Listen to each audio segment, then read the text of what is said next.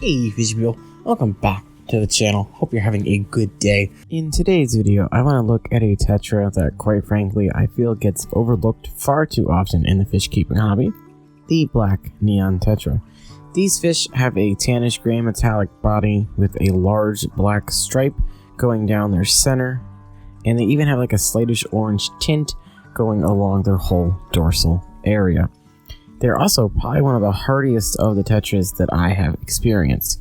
They're also extremely easy fish to care for and do not require any crazy maintenance to ensure their survival, but because they do not have the same vibrant colors as the regular neon Tetras or the green neons, they're often overlooked. So the black neon Tetra is a nanofish, Latin name on the screen now, that comes from the tropical freshwaters of southern Brazil and Paraguay. In nature, they can be found in flooded forests, small rivers, or in sandbanks. They, like other Amazonian fish, live in water that is very acidic from all the leaves and plant matter that falls into the water and begins to decay. They're also an extremely peaceful schooling fish, a very social one, so they're going to want to be in at least a group of 5 to not feel stressed or lonely. A cool thing that I have noticed with mine is they will actually school up with other fish. So I have mine in with some emerald rasporas, and the black neons have actually schooled inside the school of rasporas. I don't know if it's an actual schooling behavior, but it looks like a schooling behavior. They all swim together. So just a little interesting tidbit I thought I'd turn in. Now, like I have said, they are a very hardy fish as well. I had ick in 2 different tanks. The black neons not only survived the ick, they also withstood the treatment of a temperature increase and the ick-X medication, while my cardinals, neons, and bloodfins I had in the other tank that also had an outbreak did not fare as well, and I lost about half of the neons and cardinals and about a third of my bloodfins. So it's another reason they're a perfect beginner fish. They're just such a hardy little fish. They're also great dither fish for your beta sororities or other tanks that would merit some type of dither. They're going to be active enough to give the fish that require the dither a distraction, but not so active as to stress those fish out that require having a dither fish in their tank.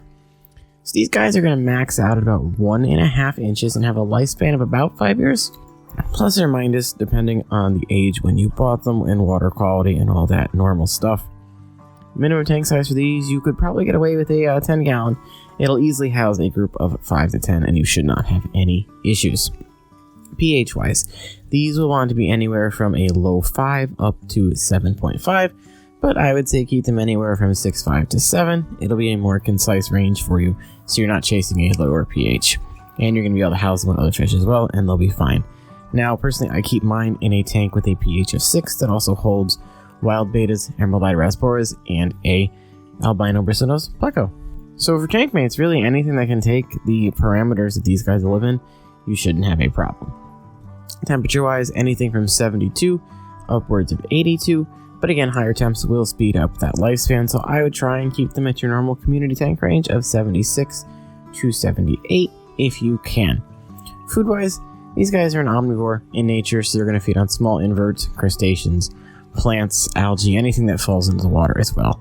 So for feeding them in your tank, give them a good flake, something like a Bug Bite Tropical, mix in a pellet like Extreme Nano or Hikari Micron, and then pick a Hikari freeze-dried food and give them to them as a treat. They've got the Daphnia that these guys will like, bloodworms, tube fix, the brine shrimp spirulina. Pick any of those and give them to them, and they're going to do awesome for you.